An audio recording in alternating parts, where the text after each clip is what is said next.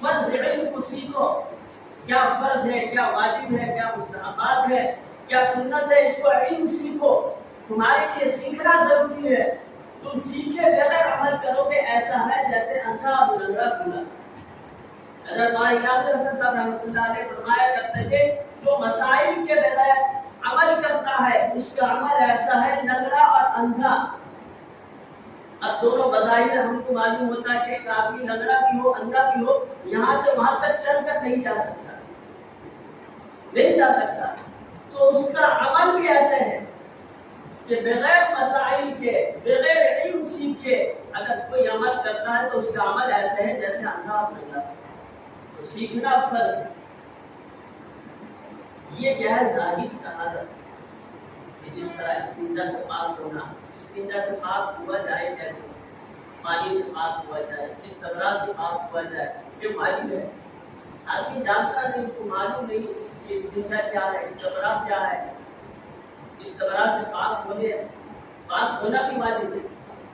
آدمی مطمئن ہو جائے کہ میرا پیشاب کا قطرہ آنے والا نہیں ہے، اب میں مطمئن ہو گیا، اب یہ اس کو استبراء کرنا، جس سے پاک ہونا یہ واجب قرار دیا فقہاء نے۔ یہ ظاہری طہارت، اس لیے حدیث میں آتا ہے طہور شطر الایمان، پاک ایمان کا آدھا حصہ۔ اب ہم بظاہر کیا ہے، ہم حدیث پڑھ رہے تھے، ہمارے ذہن سے یہ بات آ رہا تھا بار بار کہ یہ حدیث کے خلاف ہے۔ اب لوگوں کے ذہن میں اکثر کیا ہے، ادھر ادھر کی باتیں آتی ہیں، ہمیں کیا آ رہی تھی، ہم کوئی فرشتے نہیں کہ لا یعصون اللہ ما امرهم ویفعلون ما یؤمرون، کہ فرشتے معصوم ہوتے ہیں تو اسے گناہ سرزد نہیں ہوتی۔ ہمارے ذہن میں یہ آ رہا تھا کہ حدیث کے خلاف ہے، طہور شطر الایمان، پاکی آدھا ایمان ہے، اور دوسری جگہ اللہ کے نبی نے فرمایا کہ نکاح آدھا ایمان ہے۔ اب یہ تو نہ آدھا ایمان مل گیا تو مکمل ہو گیا، باقی احکامات جو ہے وہ چھوٹ گئے۔ ظاہر سی بات ہے انسان جب اس حدیث پر، یہ مجھے یاد ہے کہ یہ صحیح مسلم کی حدیث ہے، اور ہمارے استاد مکرم جب دور حدیث میں یہ حدیث پڑھا رہے تھے کہ طہور شطر الایمان، تو اس کی وضاحت کی کہ یہ پاکی آدھا ایمان کیسے ہے۔ ایک تو ظاہری پاک ہونا ہے عبادت کے لیے، اور ایک دوسرا ظاہری گناہوں سے پاک ہونا ہے۔ تربیت سے اللہ کے نبی صلی اللہ علیہ وسلم کی کیسی تزکیہ تھی اللہ کے نبی صلی اللہ علیہ وسلم کی، کہ دوسرے کے پاس گئے، انہوں نے کہا مجھ سے زیادہ وہ ضرورت مند ہے، ان کے پاس گئے تو ان کی دم نکل گئی تھی، وہ اللہ کے پیارے ہو گئے تھے، پھر دوسرے کے پاس آئے وہ بھی اللہ کے پیارے ہو گئے تھے، پھر اپنے چچا زاد بھائی کے پاس آئے وہ بھی اللہ کے پیارے ہو گئے تھے۔ کیسی تربیت! یہ ہے طہور، جو انسان اپنے دل کو بھی پاک رکھے، اپنی اعضاء کو بھی پاک رکھے، اور ظاہری طہارت سے بھی پاک رکھے۔ یہ شریعت کی تعلیم ہے، یہ اسلام کی تعلیم ہے جو اللہ کے نبی نے ہمیں درس دیا۔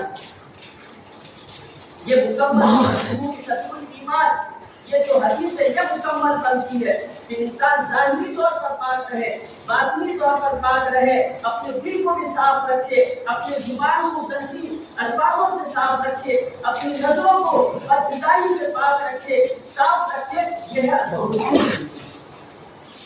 ہم جو پڑھتے ہیں باقی آدھا ایمان ہے، یہ ہے انسان اپنے دل کو صاف رکھے گا، اپنی زبان کو صاف رکھے گا، غلط باتوں سے روکے رکھے گا، اور اپنی نگاہوں کو بدنگاہی سے بچائے رکھے گا۔ یہ اصل طہارت ہے۔ میرے بھائی بزرگ دوستو، ان چیزوں کو کیا ہے، ہمیں سیکھنا ہے، اور سیکھنا ہمارے لیے ضروری ہے۔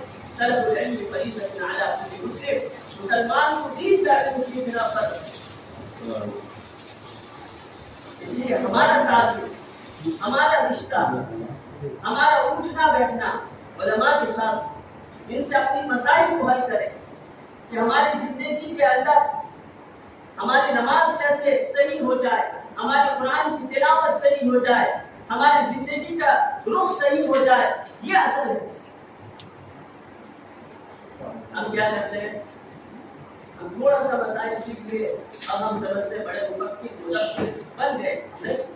ایک حضرت مولانا جلال صاحب رحمۃ اللہ علیہ جو امیر شریعت تھے، اللہ اس کی قبروں کو نور سے منور فرمائے. وہ لطیفہ کہتے تھے. لطیفہ کہتے ہیں کہ جس سے کہانی کو جس میں ہنسی آ جائے تو وہ لطیفہ کہتے تھے. کہ مجمع کے اندر امام صاحب پوچھے کہ غسل کی فرائض کیا ہے. اب دیکھیے مسلمان کا حال کیا ہے کہ 90% ایسے لوگ ہیں جو غسل کی فرائض تک ان کو معلوم نہیں ہے. باقی کیسے حاصل کیا جائے ان کو معلوم نہیں. ان سے جب پوچھا گیا مجمع سے تو کسی نے کہا 20 فرائض فرض ہے, کسی نے کہا 35 فرض ہے, کسی نے کہا 25 ہے. سب کے الگ الگ تھی. اب بڑے میاں صاحب تھے بیچارے, انہوں نے ہاتھ اٹھا کر کہا کہ 40 فرائض ہوتے ہیں.